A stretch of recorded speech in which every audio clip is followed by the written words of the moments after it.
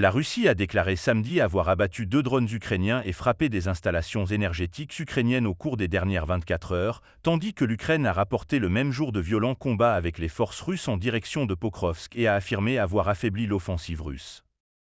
Le ministère russe de la Défense a rapporté que, au cours de la journée précédente, ses forces avaient pris l'avantage dans la bataille en première ligne, frappant des cibles militaires ukrainiennes, y compris des installations énergétiques, des systèmes de guerre électronique et des systèmes de défense aérienne. Le système de défense aérienne russe a abattu 2 drones ukrainiens dans la région de Belgorod en Russie, et ses forces de défense aérienne ont également intercepté plusieurs roquettes et bombes aériennes lancées par l'Ukraine. Le même jour, l'état-major général des forces armées ukrainiennes a rapporté que les forces ukrainiennes avaient affaibli l'offensive des troupes russes lors de violents combats en direction de Pokrovsk. Le système de défense aérienne ukrainien a également intercepté 46 drones russes et 35 missiles. De plus, le ministre ukrainien de l'énergie a annoncé que l'armée russe avait attaqué des installations énergétiques ukrainiennes à Zaporizhia, Dnipropetrovsk et dans d'autres régions tôt samedi matin.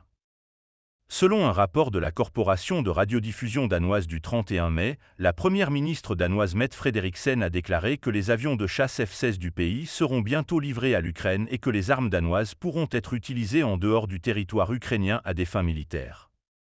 Le Danemark est parmi les premiers pays à promettre un soutien en jet F-16 à l'Ukraine. Plus tôt, le ministre des Affaires étrangères du pays, Anders Samuelsen, avait affirmé qu'il est conforme au droit international pour l'Ukraine d'utiliser les armes de ses alliés pour attaquer des cibles militaires sur le territoire russe.